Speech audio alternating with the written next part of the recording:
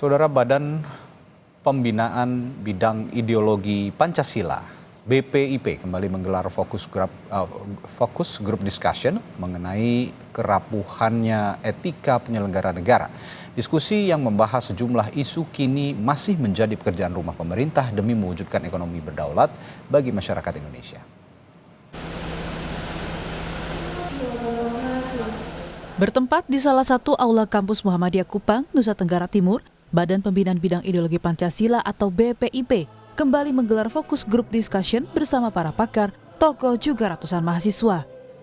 Diskusi yang digelar ini dibagi menjadi dua sesi dengan tema yang berbeda, yakni membahas problematika kemiskinan, juga kedaulatan ekonomi yang kini masih menjadi pekerjaan rumah pemerintah untuk menyelesaikannya demi kesejahteraan rakyat Indonesia.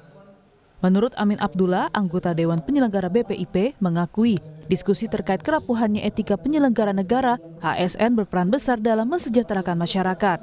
Untuk itu, hindari KKN dan prinsip-prinsip meritokrasi yang diutamakan. Macam tadi itu, dari narasumber tadi itu, ada yang bertanya, diskusi begini ini kan sudah banyak. Sejak tahun 90 kita sudah, apa sih yang baru yang diselenggarakan oleh BPIP ini?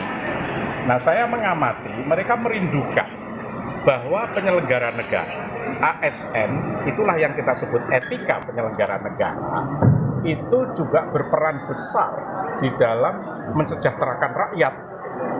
Nah, untuk itu hindarilah KKN, hindarilah korupsi, kolusi, nepotisme, prinsip-prinsip meritokrasi itu yang harus diangkat gitu. Sementara Esther Yusuf mengakui kenapa ada kemiskinan ini terdapat pengelolaan yang keliru, karena tidak kontekstual untuk kepentingan bangsa, jadi kepentingan oligarki atau penguasa yang mendapatkan porsi. Hal-hal menjadi dasar bagaimana menghapuskan kemiskinan itu tidak menjadi prioritas ya. Ya seperti saya sebutkan tadi misalnya, undang-undang yang ternyata yang menguasai hajat hidup orang banyak, kekayaan negara itu bukan untuk rakyat, tetapi masih proporsi besar untuk pihak yang lain.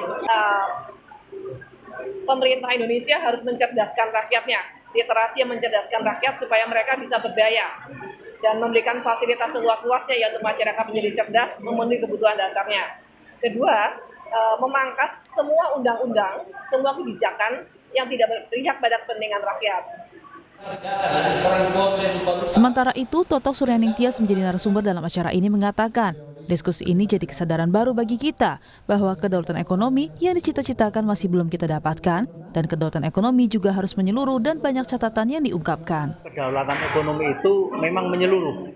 Masih banyak sekali catatan-catatan yang tadi diungkapkan dalam soal kemandirian pangan, perhatian kepada kedaulatan energi, kemudian juga bagaimana peran teknologi, kemudian juga sumber daya manusia masih banyak diabaikan. Persoalan TKI, tenaga kerja yang banyak terkena PHK dan seterusnya. Itu semua punya korelasi menunjang pada kedaulatan ekonomi.